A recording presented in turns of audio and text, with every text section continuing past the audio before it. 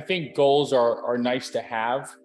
I don't think goals are necessarily that good to meet. I think you want to exceed those goals. So what I always tell myself and what I tell Lisa and what I tell a lot of my coaches is, you want to try to under promise and over deliver. And I think for me, waking up in the morning, knowing that I have an obligation and a duty to my clients, to my students, that not only do I have to be the best coach I can be on that day, but I have to find a way to get better for them as well. It's not just me showing up, clocking in, feeding a couple balls out of the basket and calling it a day. What am I going to do that day that's going to make me better than what I was yesterday? And then just start building on that.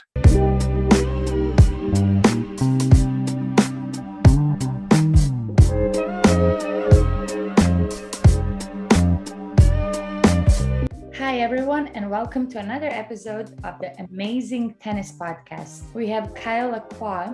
He has been an assistant director of tennis at the Oaks in Boca Raton for the last 18 years, which is just amazing. He's a chief education officer at SETS Consulting. He has so much experience working with players at each levels of their competitive careers.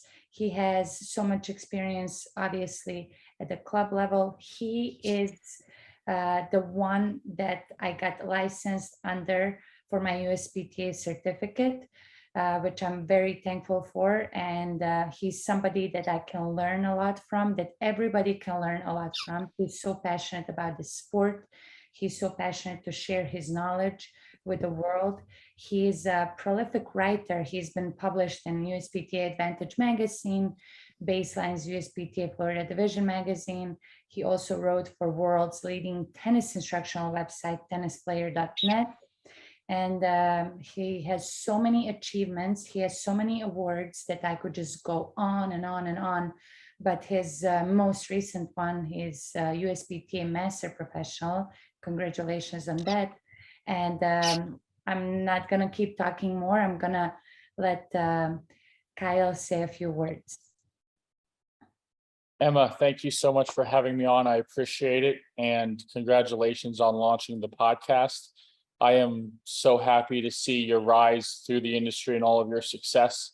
I know many years ago when I tested and certified you for USPTA, my final words were, please get involved and do something and make an impact. And I'm glad to see that you have listened to me. So thank you for that. Yes, I've definitely listened, and I'm so glad I did, because you're very inspirational. Your background is inspirational, and I want to hear more about that first. I want to hear how you started with the industry, and then I want to hear about your current business that you're a CEO of, the SETS Consulting. Sure. So a little background about myself. I grew up on the west coast of Florida. Was born in Clearwater, raised in the Tampa Bay area. I was actually a swimmer before tennis. I was a competitive swimmer and was pretty good at that, good enough to be recognized by USA Swimming and be touted for the Olympics in 2000 to swim in Sydney. But before that could happen, due to either too many early morning practices or too much chlorine in the pool and whistleblowing, I got a little burnt out from swimming and I decided to focus solely on tennis. And I'm so glad I did. So I did the whole Florida junior tennis circuit. And when I did the Florida junior tennis circuit, played a lot of great competition, went off to college, had a great time there. And then in 2004, I found myself broke, homeless, living in my car, and actually got a job in Boca Raton at this brand new club, new construction, called the Oaks at Boca Raton. And I've been there ever since. And now I'm just recently launched my company, SETS Consulting, Specialized Educational Tennis Solutions. And I wanna hear more about your company right now. What do you do? What do you focus on? So SETS Consulting, SETS stands for Specialized Educational Tennis Solutions. And it's a coaching and educational service for elite coaches, competitive players in tennis institutions and federations. So we give them the tactical, technical expertise that they're looking for. And I work with, private coaches, whatever's needed to be able to manage and develop their growth throughout the industry, whether it be through educational curriculum or a career pathway, or just simply a coach that's struggling with a specific student. Either they're receiving some sort of resistance from that student or some sort of kickback. They can reach out to me. I can kind of troubleshoot and talk them through the steps. So I work with country clubs, federations, private coaches, tour coaches, all sorts. I have a pretty vast clientele. So I'm very thankful for that. I'm thankful that they trust me. It's an honor and privilege to be trusted by these coaches. It's not something I take lightly.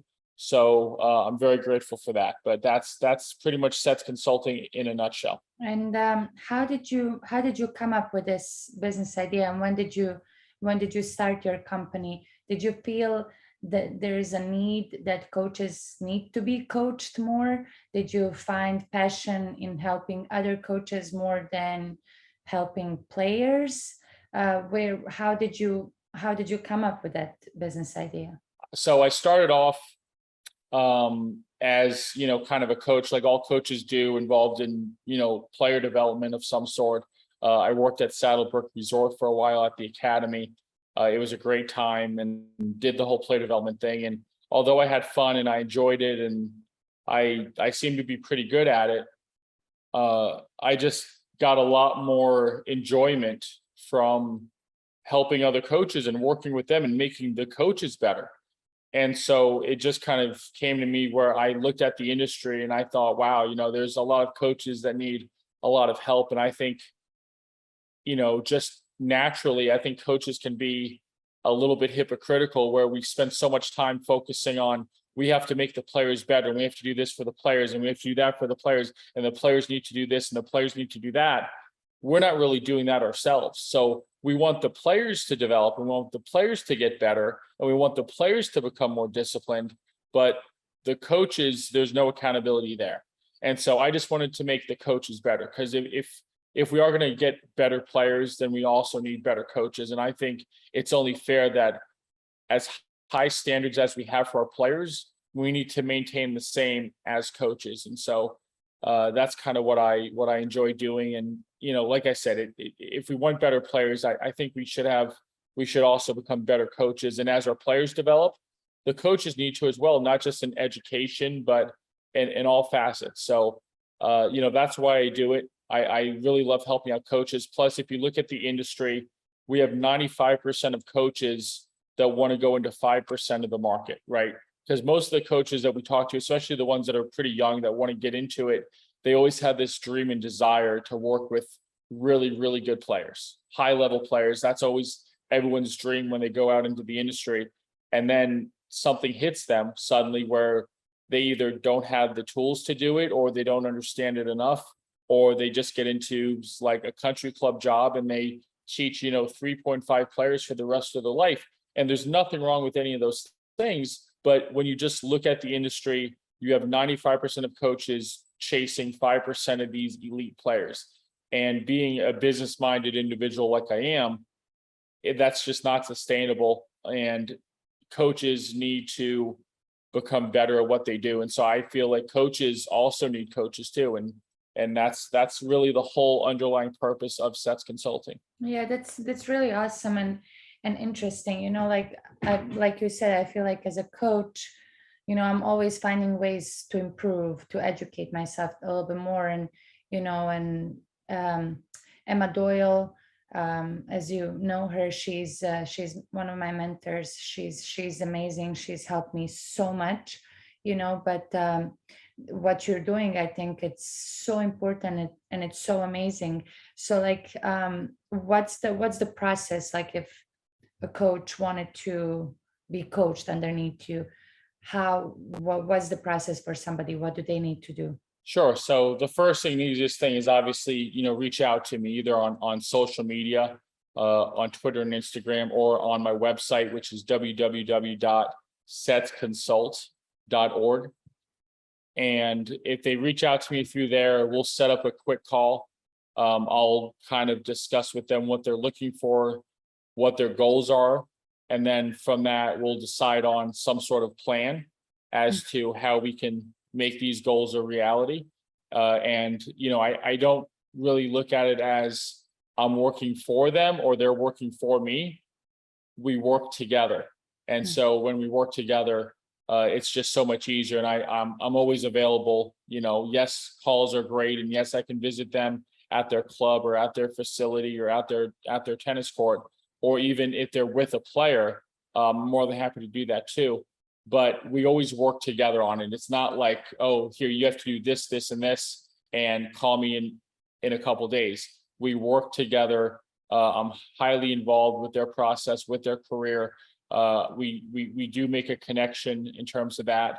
They know where I'm coming from.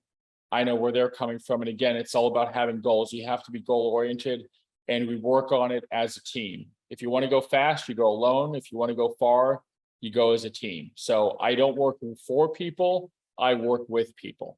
No, that's awesome. I love that. Just a few more questions about your business, because for me, it's so interesting, just the whole concept, and I really love it. Do you have more coaches that are on tour, or do you have more coaches that work for clubs, or it's kind of like a mixture for both? And do you have more female or more male coaches? Oh, I like that second question, but let me answer the first question.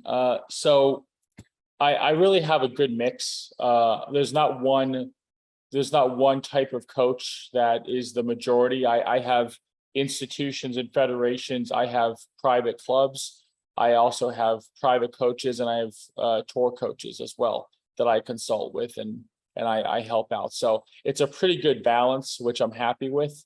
That can always fluctuate at any time, and I'm good with that. But for right now, I'm pretty happy with, there's a good 25-30% mix of each one.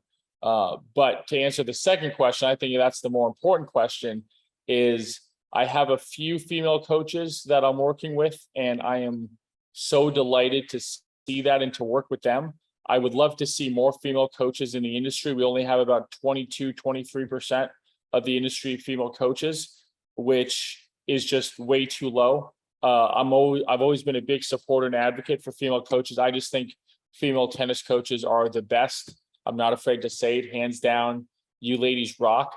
And there's some sort of inherent natural gift that you have, which is females are more interested in people, communication. They're just better at it.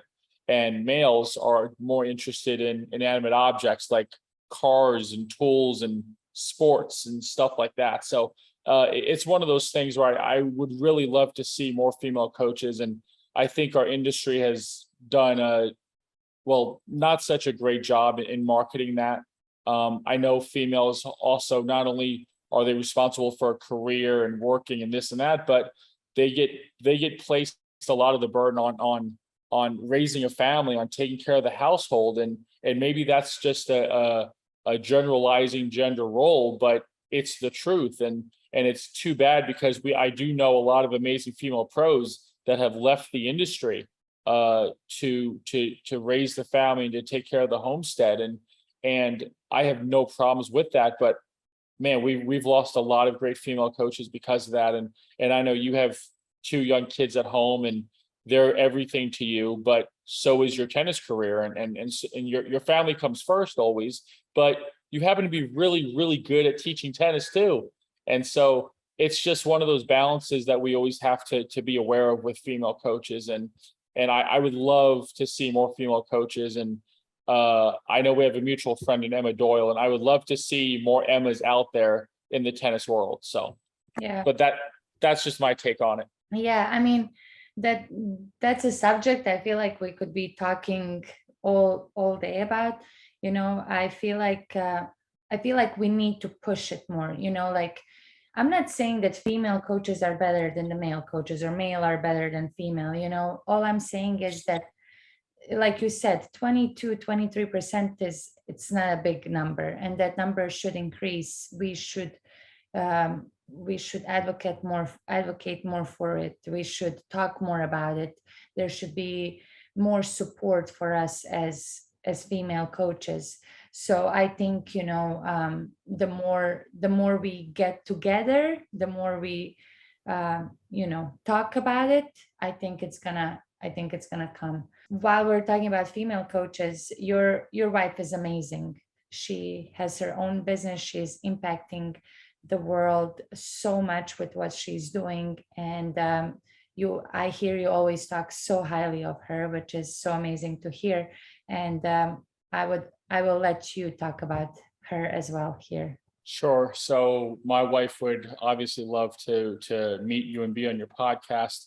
My wife is Lisa Lacroix. She is the founder and CEO of LoveServingAutism, which is an amazing organization. She started that 5 years ago, and it has grown tremendously. My wife, much like you, was a exceptional junior tennis player. And then she went off, played in college, played at Duke, played at Florida, won a national title, then played on the Pro Tour for a couple of seasons. But she started this organization in 2017. And I'm going to just give out a shameless plug, www.loveservingautism.org. It's an incredible charity. She uses tennis as a therapeutic tool to help children and young adults on the autism spectrum. And autism is quite profound and prominent in our society today. I believe that the latest statistics are 1 out of 39 boys are diagnosed with autism. And I think in girls it's a little bit lower, but it's maybe 1 out of 52 or something like that. Don't quote me on that. She's the expert, so I shouldn't be giving you any of this stuff. But I know a couple of weeks ago we did a kids clinic at Arthur Ashe Stadium Court. We had 21 children with autism on the biggest tennis stadium in the world, and in front of cheering fans and everything else. And it was the biggest thrill for these kids. But yeah, I mean, my wife would certainly be an interesting podcast guest because of her experiences, not only at the highest levels of tennis, but also at the levels of tennis where she's teaching, where, some of these kids are either nonverbal, they have some physical challenges as well with coordination. And so for someone to be so good at both of those levels, I mean, it's really, again, no pun intended, but across the spectrum as to what level she played at and what level she's giving back to. And it's really inspiring. So I don't want to necessarily talk too much about her, although she's amazing. She's worthy of her own podcast, and maybe not this one. But no, she's doing incredible things, and I'm very proud of her for that. That's really awesome. It's awesome to see you two together. You're both making an impact in the industry, a huge impact, and just so positive to see. And my question would be then, how do you guys manage everything? You're both very successful in your businesses, right? I'm sure you're so busy. How do you manage everything? How do you find some time for yourself? How do you do it all? Well, I think that's a question we also ask ourselves. I mean, it's nice of you to say that we're successful, but I think one of the reasons why we can do so much is because we don't believe that. We don't consider ourselves successful at all. We're just trying to do the best we can with what we have. And, we both believe strongly in a product. I believe in Seth's consulting. She believes in LoveServingAutism, and we obviously believe in each other's product. But, for us, I'm not going to lie. It's a challenge. It's really hard. I mean, I'm not going to say that we live this perfect life of I'm doing this and she's doing that, and then we get together and we have dinner at 7:00 p.m. and around the dining room table and everything's good. I mean, most days are absolute chaos. They really are. I would love to paint some perfect picture of some secret and how we get it all done, but honestly, it's just a lot of hard work and a lot of sacrifice. And we don't really go out to dinner that much. We don't go out on like the Avenue in Delray Beach, and we don't go out to bars, and we don't party. We just kind of do our thing, and we stay home, and we just enjoy each other's company. And, we have a dog that's going to be 2 next month that he's our pride and joy. So he kind of keeps things light. Anytime we get stressed, he's our little therapy dog. So he helps us out. But, I appreciate you saying all these nice things about us, but really we're just like any other normal couple and family, that we have good days and we have bad days. And she's on the phone call for, 8, 9, 10 hours a day on Zoom, having meetings, trying to raise funds, because it's a 501c3 and it's all about fundraising. And I'm on the phone and on Zoom calls with people and coaches and all these different time zones. And sometimes we only see each other for, maybe 2 hours a day or 2 hours a night. And, it's never enough. But I think you have to come to terms with how badly do you believe in a product? How badly do you want it? And we're both very supportive of, if she has to be on a call until 10, 11 o'clock at night, I'm not gonna be upset with her, because I know she's doing her thing. And it's the same thing for me. So I just think we have an open mind and we're very patient with one another. We know we're gonna have good days and bad days, and we celebrate the good days and we try to forget about the bad days. But I mean, again, it's far from perfect. And I think if people saw our schedule in our life, it might not be for them, but it is for us. And that's all that matters. But, at the end of the day, we know we have each other's backs. And I think that's the most important thing. Yeah, that's really awesome to hear, because I feel like, yes, we talk about the business, we talk about the industry, but it's also important to talk about the real life, the real life. How do you manage everything? How do you, I say successful because you're a successful entrepreneur. She's a successful entrepreneur. And in this podcast, I'm going to be talking to successful people. Well, now we can define success in different ways, right?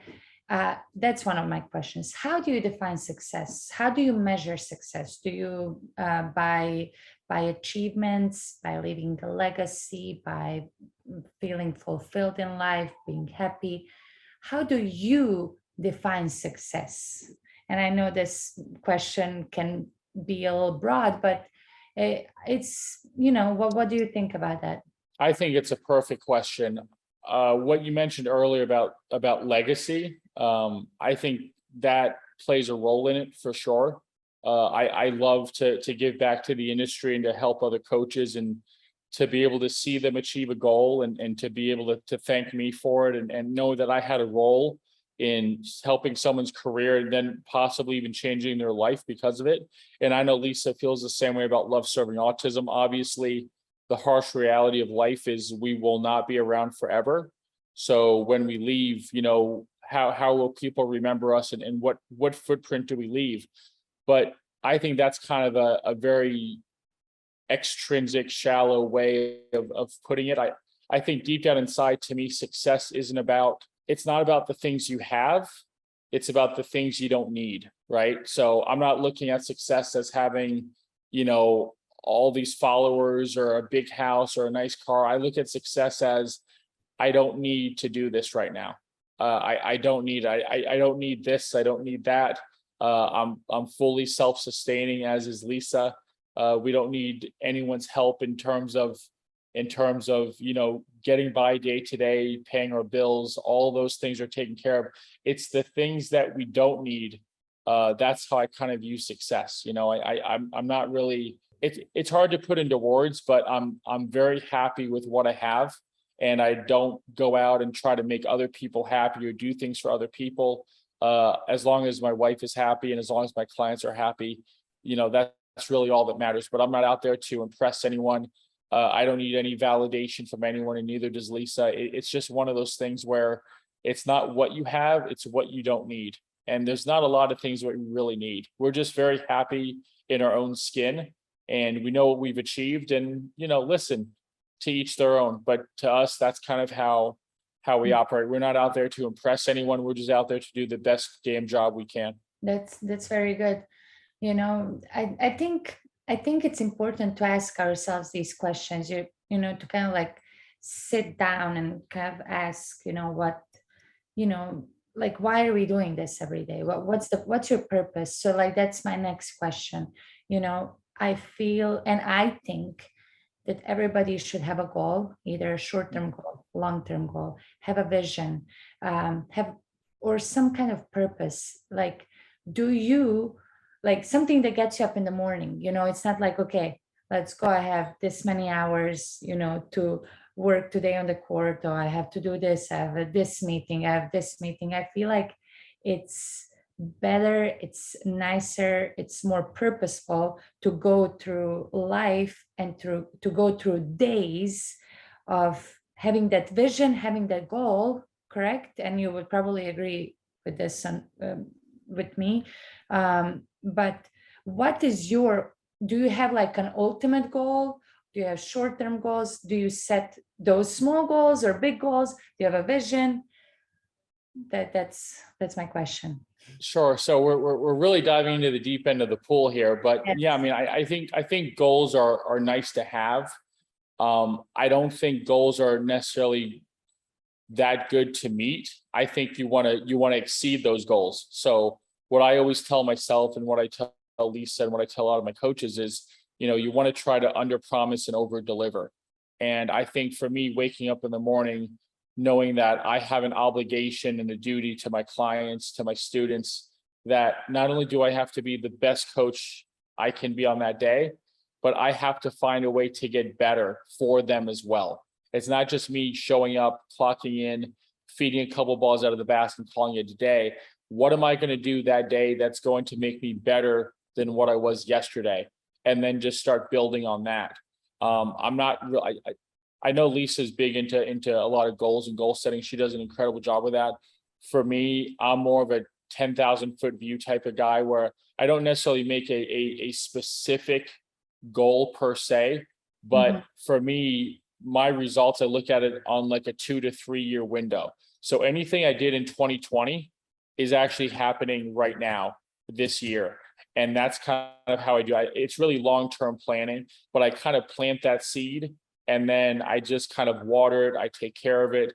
I nurture it. And then 2 to 3 years later, it starts to grow. I mean, 2020 was, I know it was a crazy year for everyone with COVID.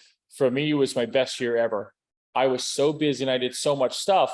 And a lot of these things, I didn't talk about, you didn't hear about in 2020, but now all of a sudden you're hearing them in 2022, right? I'm on all these podcasts now. I have my company going out. All of these things, I planted that seed 2 years ago. And so I think it's important that, if you want something done, the best time to plant a tree was 20 years ago. The next best time is right now. So if whatever you want, start planning for it now, start doing it now. You might not see it tomorrow or next week or next month, but if you do it the right way and you're patient enough and you just keep chiseling away at it, it's going to come to fruition.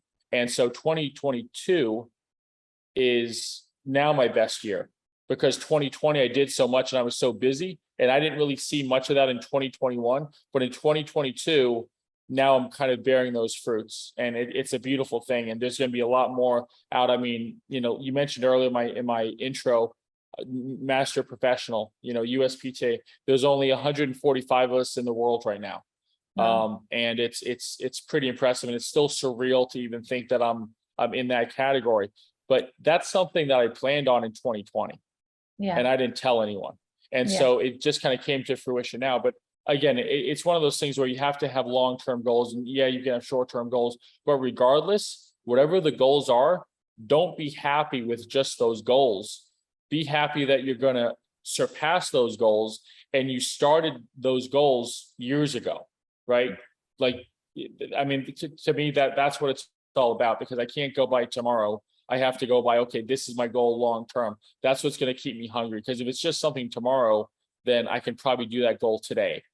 I love this. I love everything that you're saying. I'm reading a book right now, Atomic Habits. I don't know if you heard about it, but I was just reading last night how you need to work on every day getting 1% better in whatever that is. 1% today, like 1%, 1%, And like you said, you gotta be patient. You gotta be patient, and you gotta trust the process. It's not even trusting the process. It's about putting that work in on getting 1% better every day. You can't just trust the process and think it's going to happen magically, right?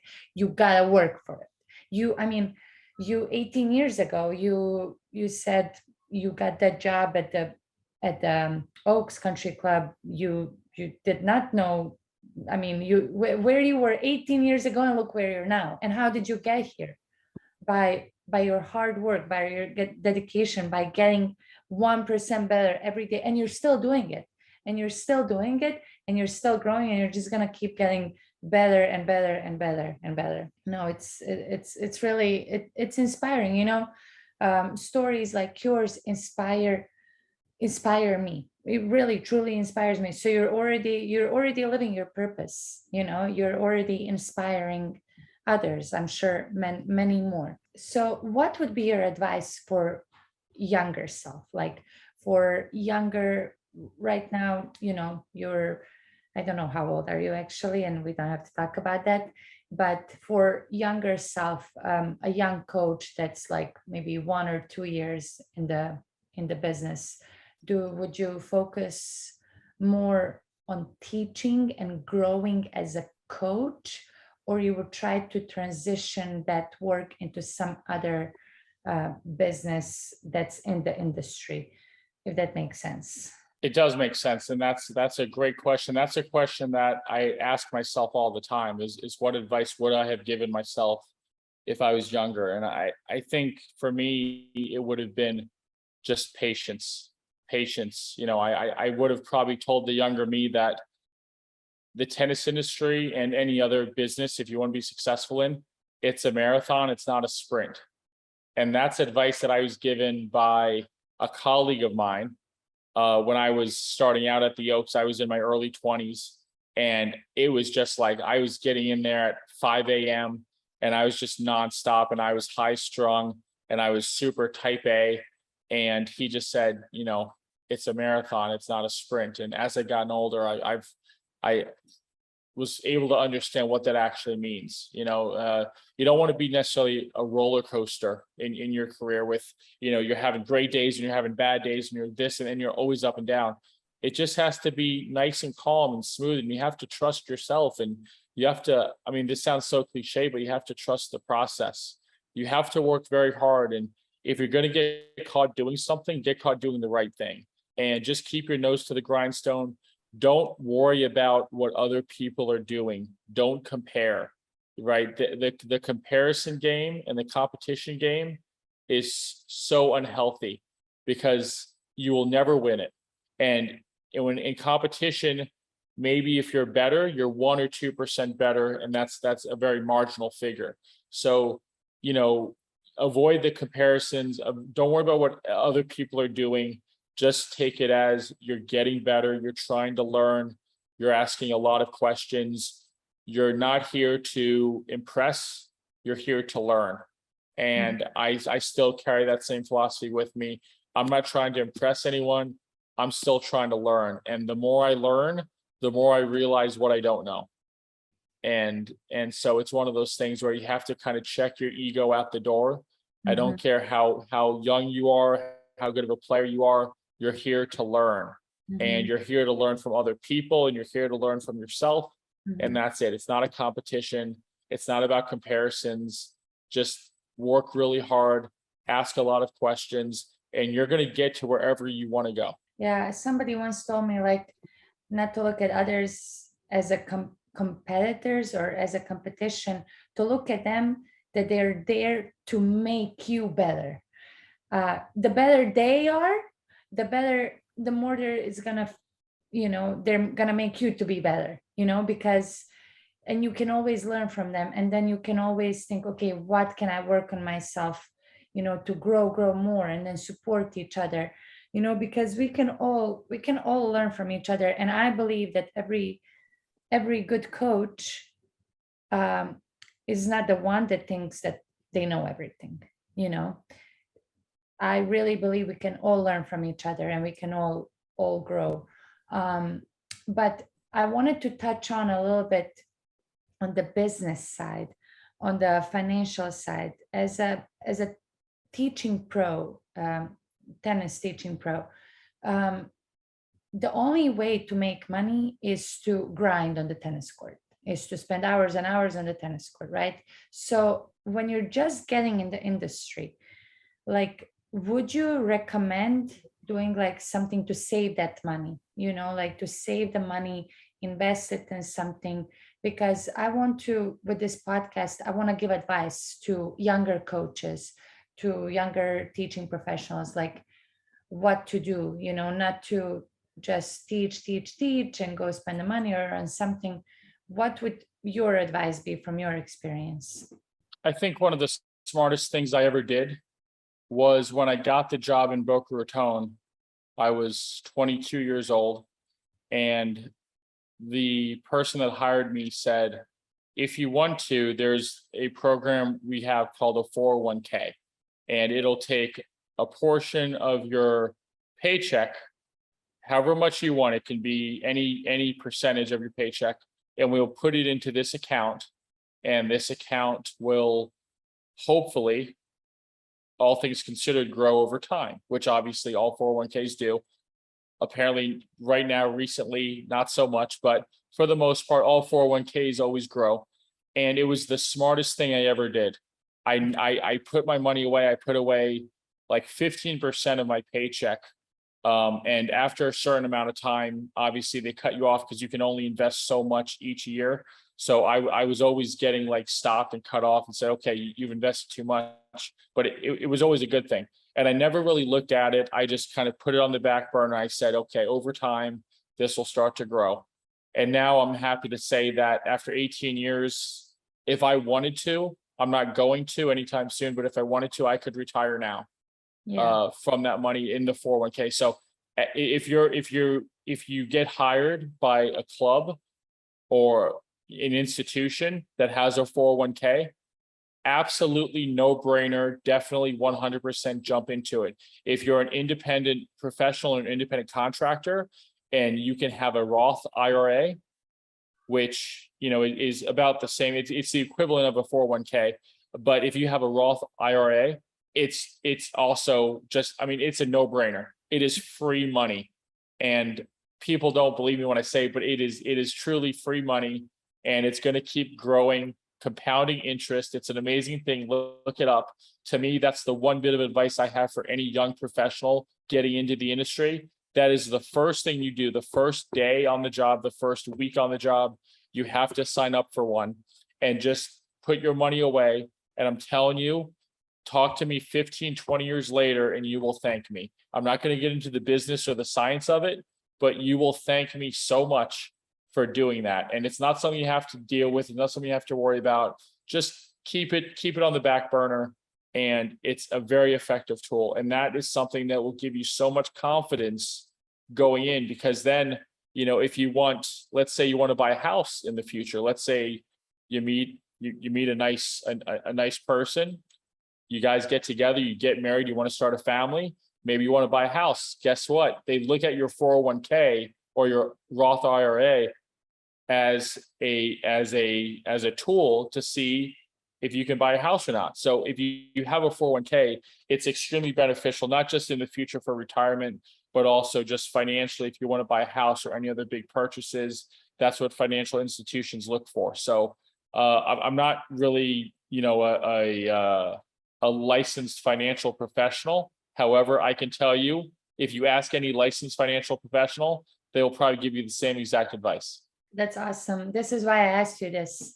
And I think this answer is worth a lot. So thank you so much for your feedback on that.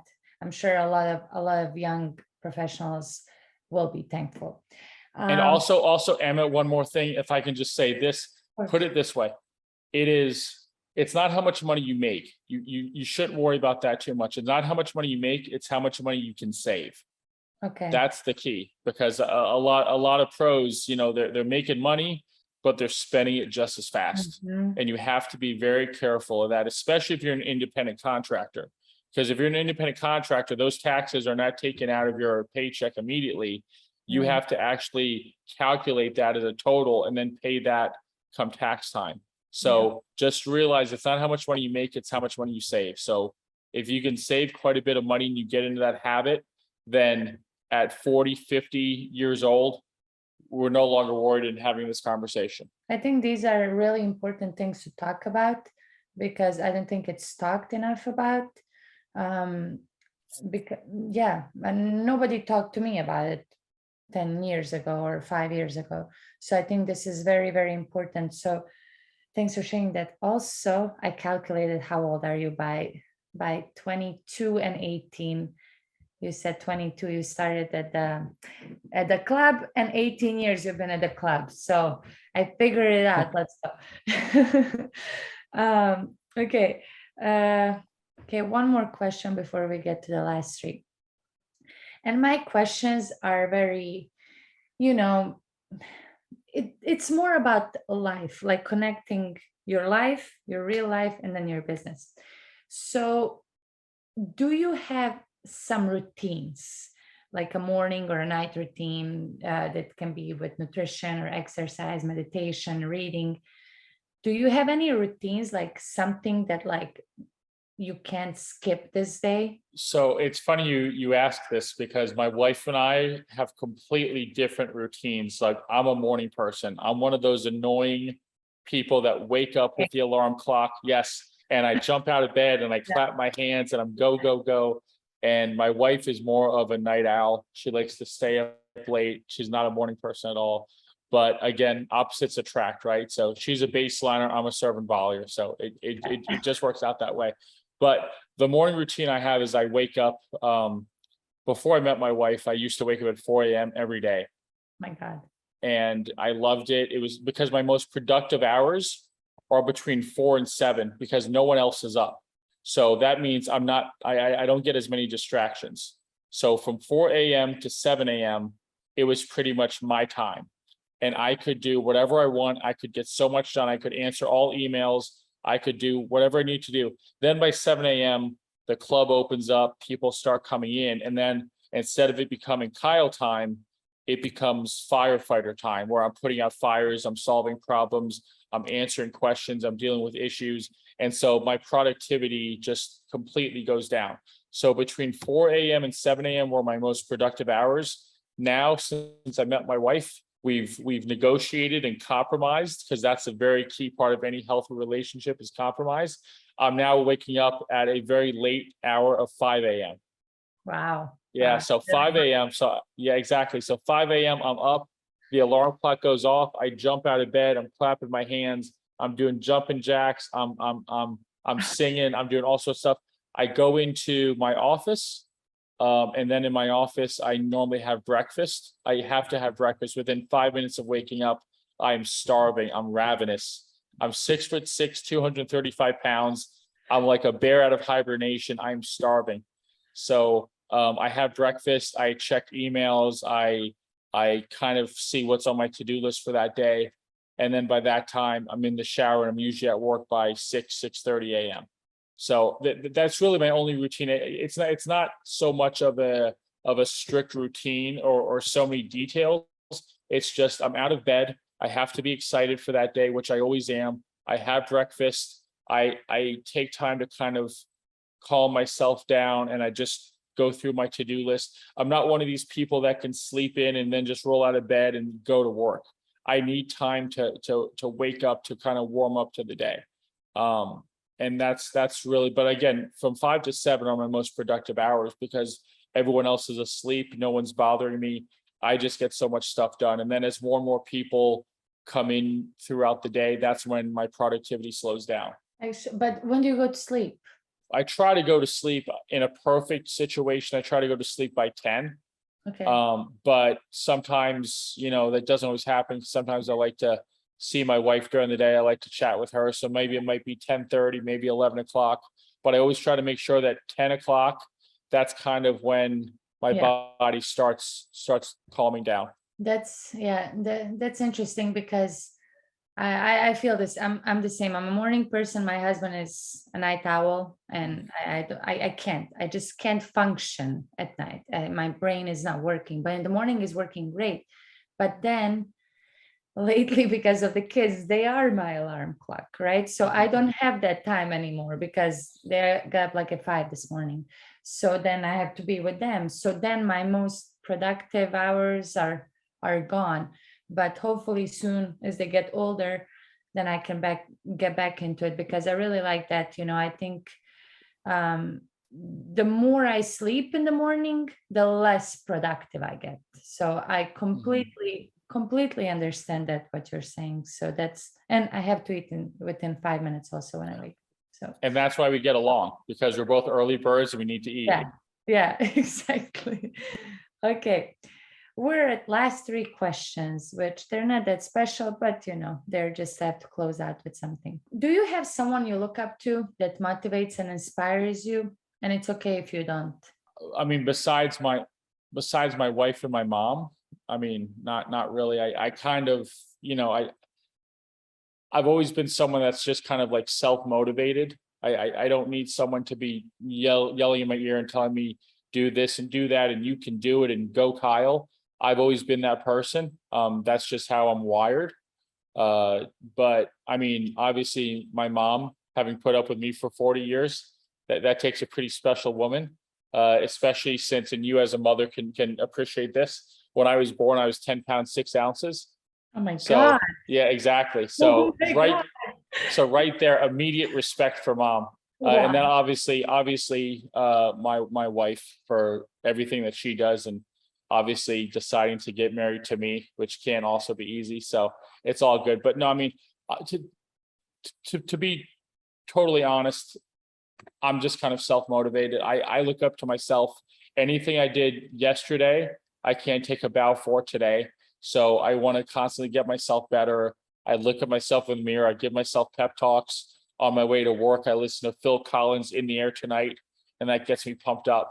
That's like my go-to song. When I was playing in college in matches, that was the song I go to. So I just kind of pump myself up, but that's all. No, that's awesome. You see, that's another thing. I'm also the same. Like, I'll rather have like a podcast or something that's gonna pump me up like for 5 minutes for a song, or sometimes I write on the mirror, in the morning when I get up, like a few sticky notes. The other morning, actually, my husband wrote, just put a sticky note. I woke up in the morning because I go to bed before he does, and he wrote you got this. So when I got up earlier before him, I got there and in the bathroom, it's like, you got this, and gave me like an extra boost, So I feel like it's so important to have that significant other that is just as supportive, so that's awesome that you guys are also supporting each other. I think that's very, very important. So we talked about balance. I think life is, and I'm going so deep and talking about these life it's things. Fine. I love this stuff. I really do. Me too. I really do. And that's why I made this podcast, to talk to people like yourself that are like-minded, right? Mm-hmm. And that we talk about these things, Yes. So right, life is about balance, and we're all in pursuit and finding some balance in life. You can be successful, not successful. You can be a tennis coach or not. Whatever you're doing in life, you're trying to find some kind of balance. How do you find yours? And you kind of already talked about this a little bit. You have your dog that balances things out for you. Sometimes I feel like I get carried away, right? Mm-hmm. Like, with work, I have so much to do all the time. Go, go, go, go, go, go, go, go, go, go, that I don't take time to pause. Okay, I'm pause now, be in the moment, be present, be here. Because even when I'm with my husband, with my kids, it's really hard to turn off, Mm-hmm. or lately I'm doing better. Is there something you do to balance everything, so it's not just about work all day? Do you work out? Do you read books? Do you do anything? Do you spend time with your wife, with your dog? How do you balance your life? Well, I think it's important to understand that if you want to be successful in anything, you're going to have to sacrifice that balance. That's just the way it works. I wish there was an easier answer to that, where you can have the perfect life and everything you want and you don't have to sacrifice anything. But if you talk to any successful person, they're going to tell you that, yeah, there was some serious sacrifice and their life wasn't balanced. I mean, how did you become such a great tennis player? because you played tennis more often than you did anything else. So your life wasn't balanced, but that's what got you to where you are. And then how did you become such a great tennis coach? Well, you didn't become such a great tennis coach because your life was balanced. You became a great tennis coach because that's what you do for the vast majority of your time is you're on court, you're teaching, you're learning. So balance is one of those things that, we always try to find. It's a lot like perfection. We always talk about it. I don't know if it really exists for people that are really driven, that are motivated, because people who are driven and motivated, they're on like a one-way highway and they're going forward. And that's just the way it is. It's important to kind of take a deep breath and take a step back. And for me, I like to read, I like to write, I like to go to the beach. For me, water, going swimming, taking my dog to the beach, those are very calming things for me. Like I said, I'm a big guy. Most mammals my size live in the ocean. So I'm kind of more aquatic than anything else. It took me a lot longer to get used to dry land. So for me, for me, water's always been like a comforting thing. So I like going to the beach. But, to really look and take a deeper dive into that question, if you really want to truly be successful at anything, if you really want to be the best, if you want to be really good at something, it's going to require a lot of hard work that's going to off balance your life in some way. There's no other way around that. I've never met a successful person that only does, 9 to 5, the bare minimum. They have to put in the hours, they have to put in the work, whether you want to be a professional tennis player, whether you want to be a top lawyer, a top doctor. These are things that you just have to accept. And I'm not saying it's right. I'm not saying it's fair. I'm not saying it's easy, but balance is something that we always try to find. But in reality, what got us to the point of having to find balance also got us to the point of being successful and very, very good at what we do.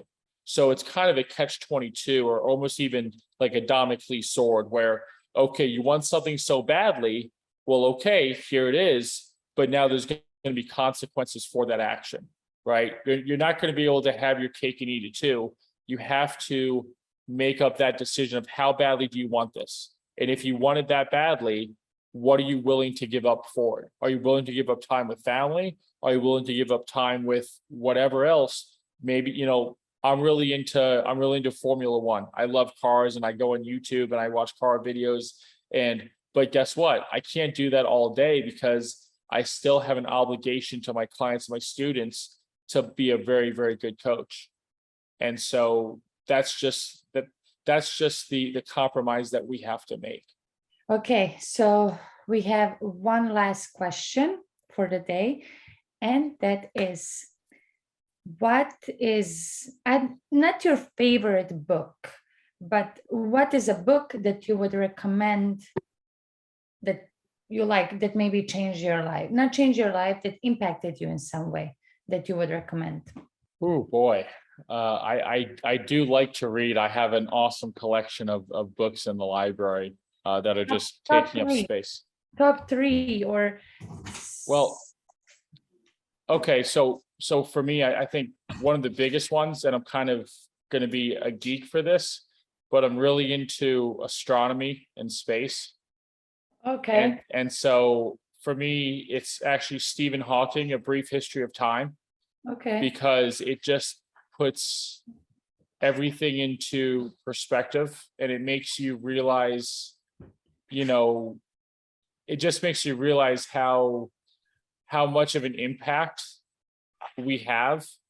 It makes you realize that there's bigger things out there, so it kind of keeps your ego in check, but it also kind of inspires you to say, well, if the universe is this big, how big of an impact can I make? Because it's really unlimited, right? You can go as far as you want to go. And for me, for some reason, that just kind of hit home. I don't know why. It's not a tennis book. No. It's not a sports book. It's not a motivational book, but it's a book about black holes, right? A Brief History of Time by Stephen Hawking. And it's a total geek out nerd book. I don't expect many people to kind of read through it because they're going to like fall asleep, but I'm really into it. And it just goes to show you, how big the universe truly is, how much we don't know. So it definitely humbles you and it makes you want to learn more. And for me, it's not so much learning more about space. It's about learning more about life, right?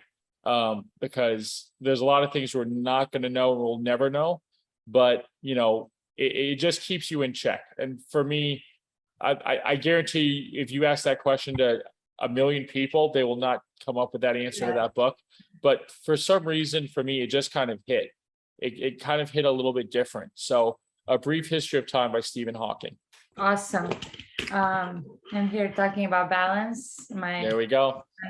My son can't wait to say hi. No, he doesn't. Okay, great.